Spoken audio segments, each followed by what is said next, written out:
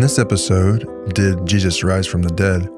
I thought it would be fun to do it conversation style. I think we're approaching this conversation differently than most people approach it, and that is mainly from the Bible text itself. This first episode will focus on Paul, the second episode will focus on the Synoptic Gospels, and the third episode will focus on John and martyrdom. Fun stuff. I hope you enjoy. As always, I'm Jake, and my co-host is Josh. Well, just my first thought is what do Christians claim is the best evidence that Jesus resurrected? What is the evidence for it? Extraordinary claims requires extraordinary evidence. I mean, at the end of the day, that's a crazy claim that someone came back to life. Sure. And there must be even crazier evidence for it to believe it. Right. It's like when you're having a conversation and you start poking holes in the Bible, for example, or in your particular flavor of Christianity, and you start poking holes and the conversation comes down to a head. And that point is it. Okay, maybe I don't understand Genesis. Okay, maybe I don't understand, faith or works, or what James had in mind over Paul, or I don't understand Revelation. Okay, but I can come down to the point that Jesus rose from the dead. And if Jesus rose from the dead, that's all that matters, and everything else is a side issue. And I believe in Jesus that rose from the dead. So, yeah, I thought it would be an interesting podcast to kind of talk about that, to kind of tackle that, because that itself is not any better of a claim than Genesis 1 or Revelation from an apocalyptic end worldview. I mean, okay, so the evidence is the apostles. The apostles believed, they experienced Jesus resurrected, and either were killed or were willing to die for that belief. And people don't die for beliefs that they know are false. So we assume that the disciples or apostles were behaving rationally and went to the grave, tortured some to death. And the persecution of the church is a sign that the early church believed that Jesus really rose from the dead. Okay. That's the main thing, because that's a real thing, right? That's the People most died. compelling evidence. Yes, people died. I think they probably would say, and there's other types of evidence like, contemporaries of the time had wrote about this crucifixion or the empty grave, and so it's not direct evidence, but it's just supporting evidence to go along with it. But yeah, the fundamental, most important thing is that the disciples claimed they saw him, claimed they interacted with him, and were willing, and they backed that up by dying. Right. Some brutal deaths. Right. Suffering, persecution. We could kind of start right there. That's the most important one. There are stories, and when people are making this point, they'll make claims that, Andrew died this way, and Peter died this way, and so, was boiled alive, and this person was hung on a X cross, and this person hung upside down, but do you know where those stories come from? I mean, I have a feeling I know what you're going to say, but before you say that, I have two things to interject. One is we're basing one story's validity, that being Jesus' resurrection, on another story. Mm-hmm. So right. We're using a story to prove another story. Sure. That's problematic. That's my first point. My second point is is that sufficient evidence in and of itself? Let's say that story is true. Let's say these people really, and I want to get back to your question, but I just want to raise this point and then we can jump around. But do you think that evidence is actually enough for a claim that someone came back to life? If we remove Jesus, remove the disciples, remove 2,000 years ago, and we just pick some random event 200 years ago of someone claiming something miraculous at the level of resurrection, would you or any Christian, if it's not related to Christianity, let's say it's related to alien abduction or something, I don't know, something that they don't believe, would the evidence that someone would be willing to die for that story convince you that some alien came and did some magical trick? Otherwise, you'd have to believe those stories too, because people die for those things. Well, even today. All I'm trying to do is if you erase like your pre-conditioned, you grew up in this world, so it feels normal to you. Right. If you erase all that and create a whole nother system, aliens came down and, they could fly and walk through walls or whatever. Something magical. Yeah. And someone 200 years ago claimed they saw that, and then they were persecuted for seeing that. Would that be enough evidence for you to believe their claim that aliens came down and? Right. I mean, exactly. Because if not, then you got to. It shows that there's a lot more happening in our minds of things that are added to things and added to create these mind fortresses that we just can't and don't want to get rid of. Right. Go back to your question. I know I kind of changed the direction. The deaths of the apostles, almost all of them come from what's called the Acts of the Apostles. And these are 2nd, 3rd, 4th, 5th century legendary tales about the apostles. And they claim all kinds of strange things. I mean, just look up the Acts of Peter or the Acts of Andrew. And read what they say. Do you believe anything from there? Yeah, you believe the part about how they were killed? Well, they haven't even read it. They don't even know where these stories come from. They just even claim that this happened. What's his name? McDowell. Josh McDowell. Josh McDowell has really softened his stance and his use of that as a reason. And he did his PhD on that. I didn't know that. And he's completely been like, okay, you know what? We can't actually use the deaths of the apostles as part of building a case for the resurrection. Well, yeah, I mean, he had those famous books, Evidence That Demands a Verdict. So if anyone would know, he would, because he's literally a Christian apologist, and he does not use the death of the apostles anymore. He's not just apologetics. He's the original one. He is him and his father. Yeah, they're the most renowned. Absolutely. Yes. And respected. Absolutely. Okay, so people don't die for their belief. Okay, fine. We'll get to that later. But let's face the claim that Jesus rose from the dead head on. And let's start with Paul.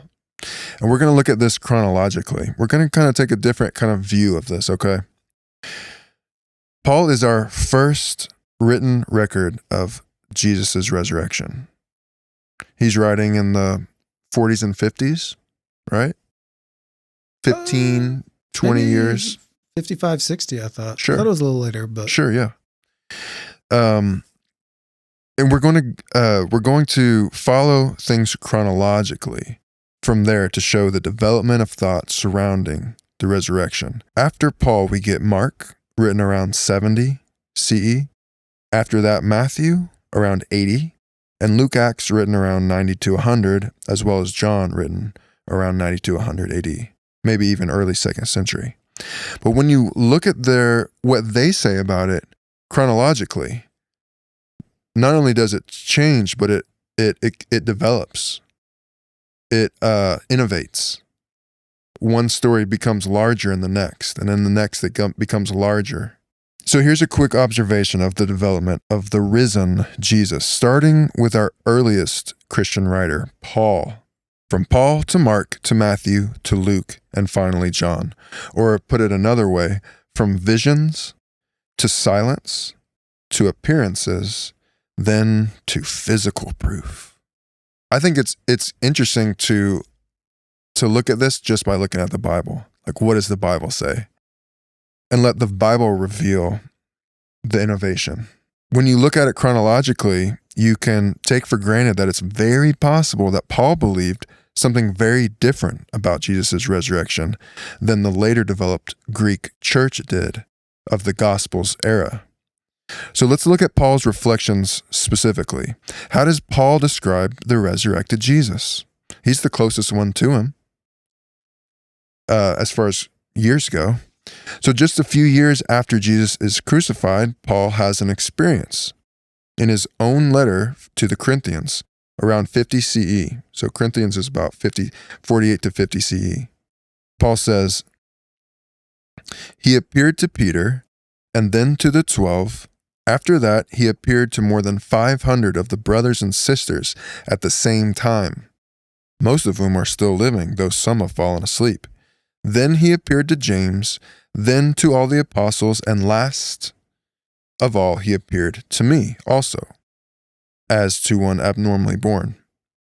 Okay, so how did Jesus appear to Paul?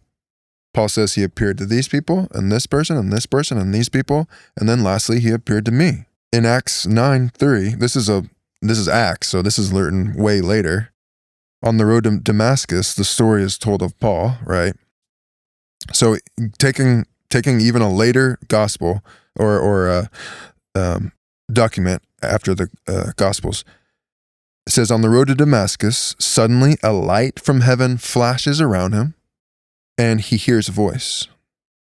That's the narrative, written in Acts some 60-ish years after the experience. This is the appearance that is recorded. In 1 Corinthians, Jesus appeared, which is such a loose term. He appeared. If he was really walking around talking, having meals, touching hands, why wouldn't Paul wants to sell Jesus. Why wouldn't he say, he was walking around, people were touching his hands, he was having meals? No, he just says he appeared. And then he appeared to me, and that was a voice from heaven and a light. It wasn't a body with holes in the hands. No. And he doesn't even make a difference between it. He says he appears to these people, and then he appeared to me. Lastly, he appeared to me. And he wants to bunch himself with those people. Makes no difference between the two. Light and a voice. He says nothing about walking around, eating fish, having meals, touching scars in any hands.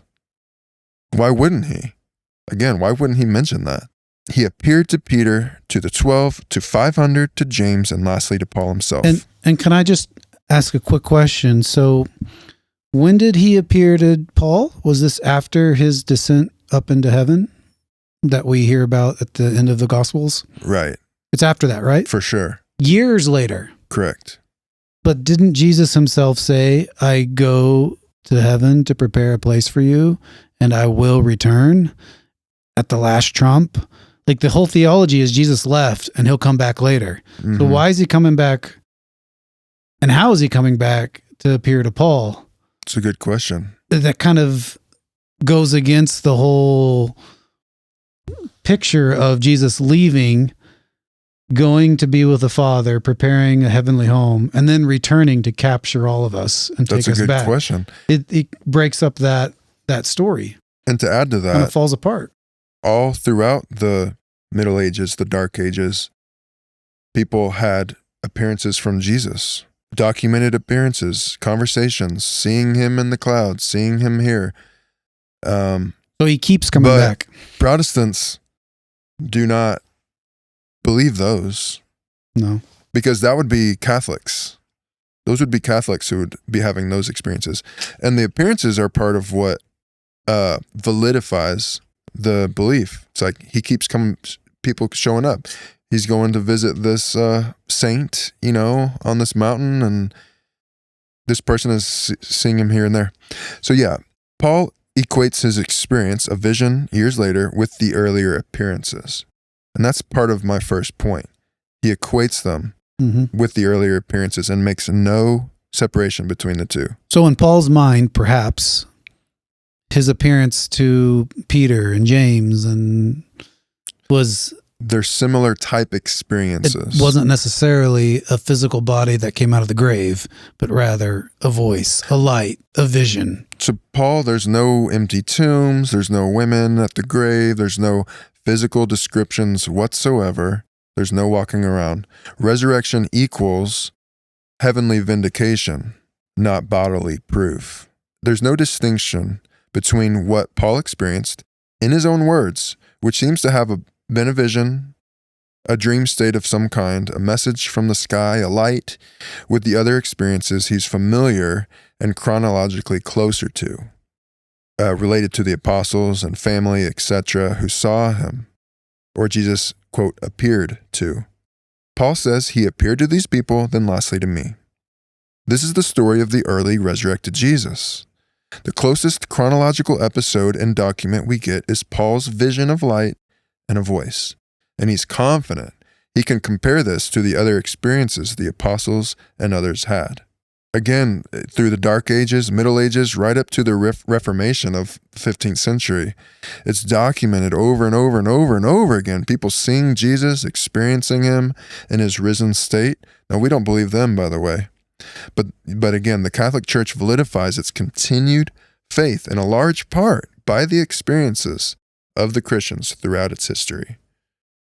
Protestants had to contend with this problem. Since Catholics were so wrong, well, we just won't believe them. They're lying. They're, people today, and groups of them still look to the sky and have visions of Jesus and Mary. This happens all the time. I get on Facebook and someone's got a phone out looking at the sky because they're seeing something, and there's people all around them going, Jesus is coming back soon. Like it's a sign. It's a vision. It's a sign from heaven that Jesus is coming back soon. People today, how much more in antiquity, when rising from the dead was a normal occurrence for an important person, for a deity that they believed in. And there's examples from the 14th century, there's examples all throughout history. Even Joseph Smith, the founder of the Latter-day Saints, he reported seeing the risen Lord during the dedication of the Kirtland Temple. And he, by the way, was willing to die for his claims. Correct. He was killed for it. It's very common. This is kind of my next point. It's very common when a person or a group of people lose someone of significance to have visions of them, to see them in their dreams and in a crowd, to sense their presence, to see them in unexpected places. When my dad passed away last year, I had this experience many, many times. I still do. I would see the sunset in the clouds and how it reflected through, and I would sense, now this is just the feeling I had, I would sense that it was him telling me everything is okay. I'd have dreams where I would see him so crystal clear, more clear than I can imagine him right now. There he was, right in front of me, smiling at me. I would over and over sense his presence, that he was going to come around the corner, right there around the corner in this room, in that place. I would see him in a room when I looked into it. And I believe these are the types of experiences these early Jewish believers were having. Those 500 Paul talks about. You can easily have 500 people looking at the sky or seeing something in the trees or sensing and feeling. They're already believing. They already believe in him. They're waiting for him to come back any second, these early Jews. Jesus, the Messiah, is going to come back anytime and make his kingdom here and save us from our oppressors. You already have this belief, or your friends already have this belief. Your parent already has this belief, and they're having these experiences. This was normal behavior back then. And it still lingers in us, in our minds today, when we lose people of importance. But everything you're saying right now, we're giving Paul the benefit of the doubt that what he said was true, that 500 people felt this. We don't even know if that claim's true. No, we have no idea. What does he say?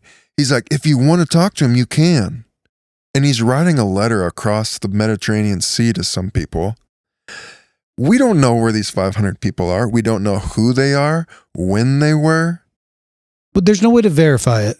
Like you said, this letter was to a church.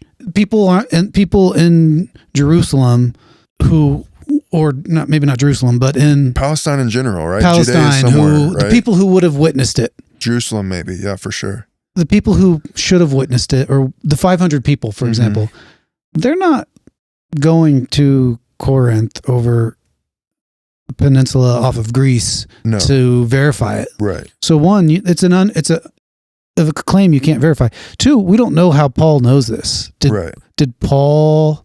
Someone told Paul, unless Paul was there himself, but he wasn't there because he didn't see it. Right. So someone else told him about it. So it's secondhand in a letter to people 500 miles across a sea that no one else can go and check. And it's Greece. What language are they speaking over there versus what language are the people, different culture, the early Jewish Christians? Different magical minded rules. So one, we can't verify. It's such an easy thing to make up. Just say, trust me. So all of that, it falls apart. Right. But let's give them the benefit of the doubt. Let's ignore all those very problematic issues with the claim. And let's say, okay, yes, there were 500 people. Right. There's still the issue of that you just raised. People, when they're going through extremely emotionally loss that has profound effects on them. Yeah. And not to mention, these are people that are occupied by Roman rule. These are people that are, they want their temple restored. They ready for the Messiah. Yes, these are people that are desperate. Yes. And it's at a time in life when, what are we eating today? Yes. Where do we live? Where do we sleep? It's not like today in the U.S. These are desperate people. You absolutely can experience visions, like you said. You can hear things. You can believe things are real. Right. And why didn't Paul say he talked to 500? No, he just uses this very loose word, appear. Yeah. He appeared to them. Yeah. And we get this idea that he's walking around talking. Yeah, right. With sandals. Yeah. And holes in his hands. And holes in his hands, yet recognizable, yet not recognizable, because some doubt, right? There's all those things that happen. Does he have a bloody face? If he's got holes in his hands, is his whole body bloody through his clothes all the time? What is it? What is his body? It's a development, and you can watch it happen as you read through the chronological order of the New Testament. And the whole what is his body is a whole nother thing we could go into, and it's a whole problems because we talk about we will have a body like his someday, our new body. It was the same body if it had holes in it. Right. It wasn't restored. Right. You have to at least say, okay, well, there must be some embellishments, or there must be some stories that are kind of made up for narrative or dramatic effect. Why would he appear? He in one of the scenes in John, he appears in the upper room when they're having dinner, right? And he appears there. Right. Why would he just appear there and then have holes in his hands? He obviously has miraculous power. He could appear there without hole. Why did he have to have holes? It doesn't make any sense. So we, in this modern era, we would view a resurrection as a unique miracle, right? Yeah. Ancient societies frequently viewed it through the lens of natural cycles, like the seasons, or as a heroic feat that proved a mortal's exceptional status. This was normal behavior in the ancient world for someone to come back to life, or at least the rumors of those things, right? We know that, and I'm saying it in a way, what I mean is we know that didn't happen, yet people believed in things like that all the time back then. How much more easy it was for the Greek world later, like the gospel era, to take over this story in the later first century and onward. This was right up their alley. Coming back to life for a God, I think Paul saw the connection early on, the connection between the very Greek idea of this dying and rising God idea, coming back to life, and the connection to this Jewish Messiah, Jesus figure. For Paul, Jesus is the culmination of all the great ideas of the ancient world. What's not to like? Jesus does it all. He's the Jewish Messiah. He's the greater God than, Hercules or whoever, right?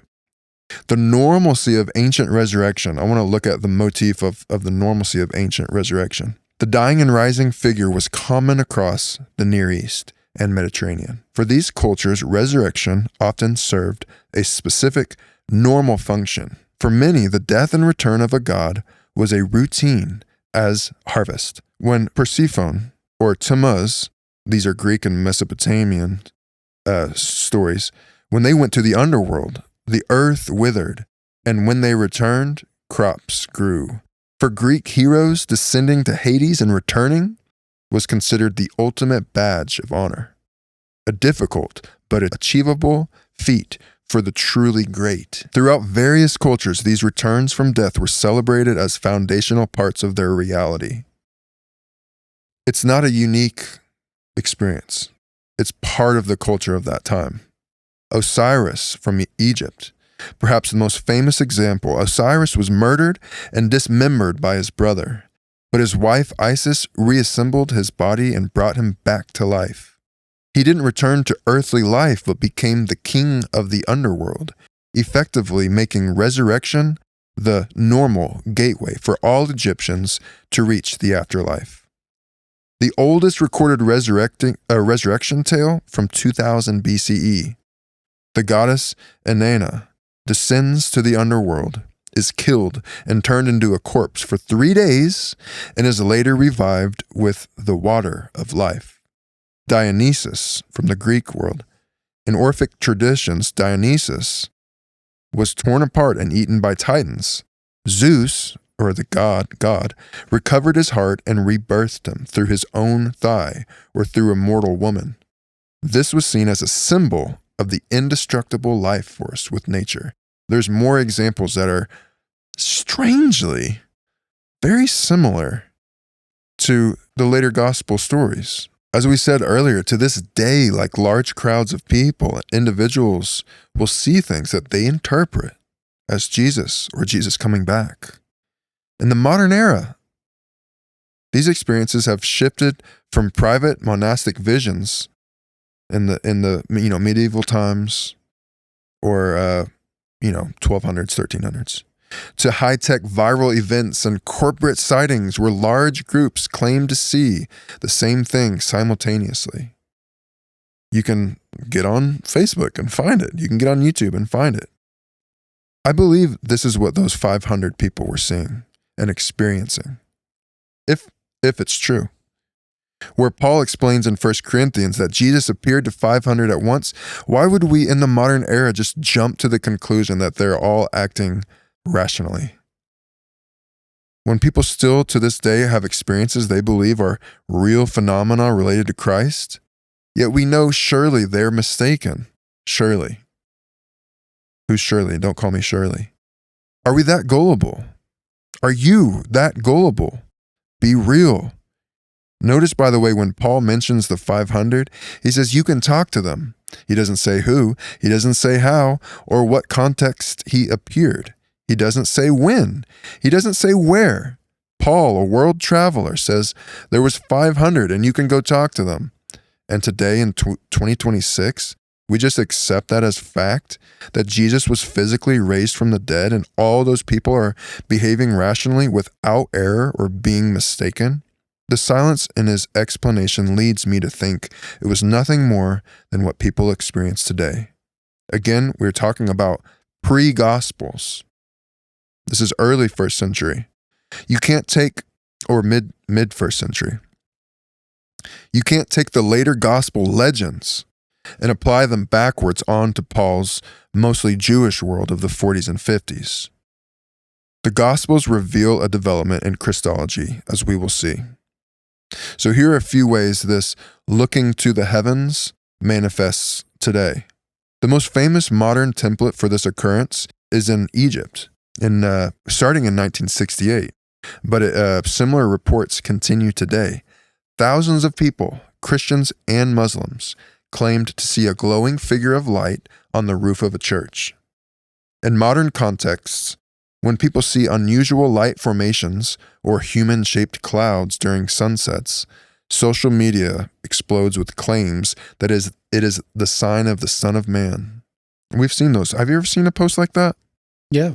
In 2018, there was a thing called The Walking God in Alabama. It was during a heavy storm. A Facebook Live video went viral, showing a bright break in the clouds that many viewers claimed looked like a figure walking across the sky.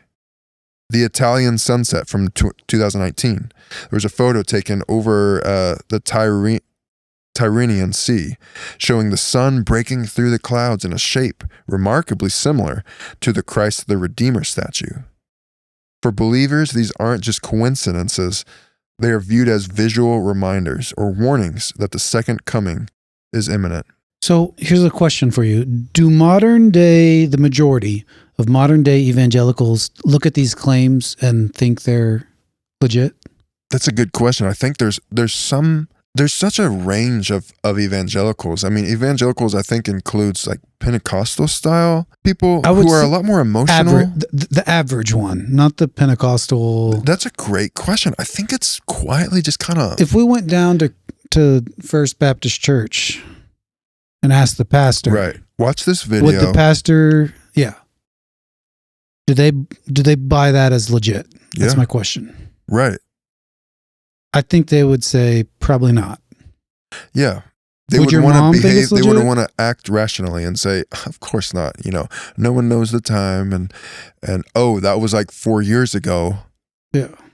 So the reason I ask that question is when people talk about the great evidence for Jesus' resurrection, and we talk about the disciples willing to die, and we talk about the 500 that witnessed it, what we're really getting at is that's not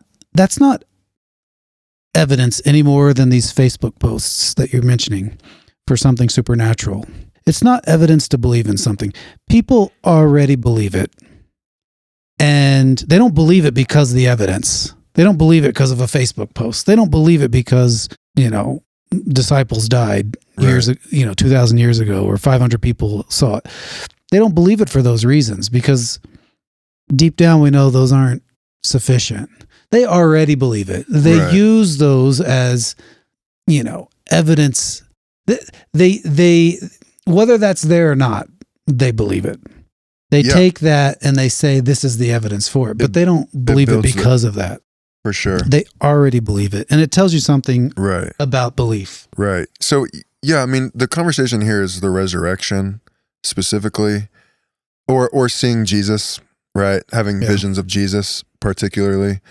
I mean, like I see stuff on Facebook all the time from people that I know, and I go, and they're talking about, end times prophecies and things coming to pass and things and like, right. And I'm going, what? Dude, this is a problem. Like this has consequences. Talking about Iran and like, the old name of Iran was this, and that word is used in the Bible, and a leader has to come and it's crazy. Like, but this stuff has been going on for as long as I can remember. I mean, I remember being a kid in the 90s and being shown a video at church about this preacher. This preacher was talking about Bill Clinton was the president and how they showed a picture of Bill Clinton and they showed a kind of a, what's the word? Not a statue, but I'll just use statue because I can't think of the word right now, but a statue of Nero. And they showed the faces side by side, and Bill Clinton looked so much like Nero. And he was making the point that Bill Clinton was a descendant of Nero and probably is the Antichrist. Or Nero's kind of like an Antichrist figure to Revelation, and Yeah. yeah. And then, I mean, that's just And then one Obama example. comes around, and they said the same. I was going to say, I heard Obama, people say the same thing. people Because he was a Muslim. He was a Muslim. He like the level of love and support for him, and calling him. I remember being in church. This was right before I left. This was one of the last straws for me, actually. The preacher was like talking about Obama and how people are calling him the Messiah, and he's like, I'm not saying he's the Antichrist, but it sure looks like it. And I remember like thinking, that's absurd. The rationale. This is absurd. Yeah. This person has a microphone. This has been going on. Yeah. I mean, this person is being led by the Spirit, right? I mean, if it's the pastor, this is the church, then he's being led by the Spirit. And if he's like, and I think he's like full of it. Yeah. With this, then he's full of it. He's not led by the Spirit. Right. And that was kind of the last straw for me. But, I guess what I'm getting at is like this kind of stuff, like people, I mean, it's always been around, at least since we've been around. In its own cultural version. Yeah. So yeah, we're going from Paul, which is Visions and Light in the 40s and 50s CE, to Silence, Confusion, and Fear, which we're going to see in Mark in the 60s and 70s, to Walking Around, Seemingly Physical, Talking and Eating, Risen Savior, and in the later Gospels of the 80s and 90s.